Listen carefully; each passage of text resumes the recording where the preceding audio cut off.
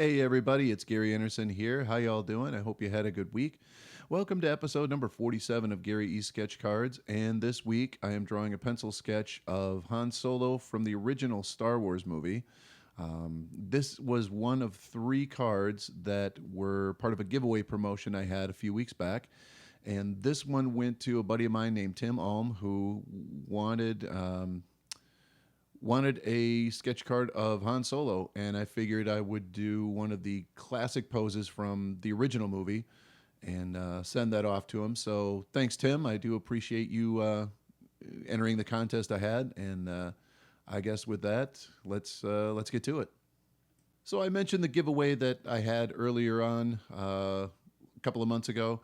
And what I think I'm going to do is over the next couple of weeks, I'm going to highlight the three cards that were presented to the winners. And as it turns out, everybody got them okay. You know, I tried to follow up with everybody and make sure everybody got them okay. So, and I was pretty excited about this one. Like I said, my friend Tim wanted a Han Solo drawing, and I was running into something that I've run into whenever I try to draw Han Solo or Indiana Jones. For some reason, and I don't know if anybody else has this problem, but for some reason, whenever I try to draw Harrison Ford, again, whether it's Han Solo, Indiana Jones, or what have you, I have a problem sort of making it look like him. And I think this card was my second attempt before I finally got it. I got it to look like him. I I. I can't explain it. I can't explain it except to say I think I've tried to draw him so many times that I've sort of developed this kind of, I don't know if it's muscle memory or whatever, but Harrison Ford has some pretty distinct features, especially in his younger days. He had that kind of the square chin there, the pointed chin, I guess.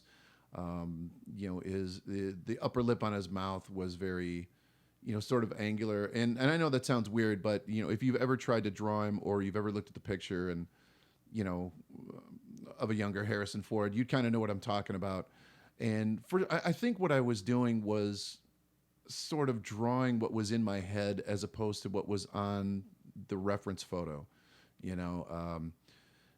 And I can't explain it. Like I said, if there are any other artists out there that have had that happen with any particular person or subject or something like that, let me know, because I think I'm alone in this and I might be crazy. I don't know. I could be wrong.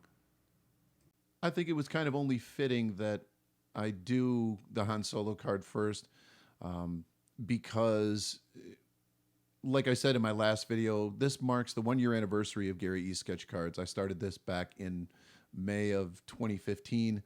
And my very first card was Chewbacca, and that one sold, and that one is no longer in my collection. That one was sold to a good friend of mine.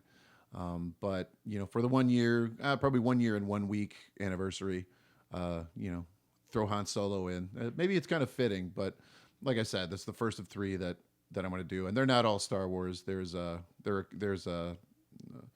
another topic on next week that will be interesting to do because it's part of a franchise I'd never drawn before, and to find out what it is, you'll have to tune in. So be on the lookout for that. Anytime I'm drawing something, especially again if it's a portrait, I'm trying to look at the reference photo as much as possible. I suppose this is the tip or whatever of the week, but every time I do, I always think back to something that my high school art teacher, Ms. Hubert, said to the class, where you want to make sure to keep looking at that reference, whether it's a photograph or whether it's a still life, or a model or just something in real life or a photo. I tend to, as I've said in the past, get to a point to where I'm sort of just wanting to get it done, and I make the mistake of looking at the subject for a long time and then trying to just draw from memory. And I think a lot of that, sort of forces. A lot of that results in that muscle memory kind of lapse that I was talking about earlier. I don't know, how much other artists look at the subject matter, when they're drawing, if they draw a few lines and look, or if they, draw a whole section of the subject and take a look or whatever. But, I guess my recommendation is, do it as much as you're comfortable with, but do it as much as it takes to to get things right. Again, all the proportions and the shading and things like that. And, you don't have to stay in one area all the time. You can, you know, draw whatever you want and go from the face, go to the hair, go back to the face, kind of like I just did. But, it definitely helps when you're spending a lot of time, looking at the picture or the subject matter or whatever. And I do think of I do think of Ms. Huber every time I do this. So every time I'm drawing a picture and looking at that, or drawing a sketch card and looking at that picture, it always harkens me back. So, yeah, I suppose that's kind of the tip of the week. I tend to break my own rules all the time, and looking at the photo looking at the photo is one that I definitely break all the time. Again, just trying to get the card done as quickly as possible. Which brings me to my second tip. Yep, you're getting a two for this week. Take your time with anything that you're doing, especially if you're wanting to do it well.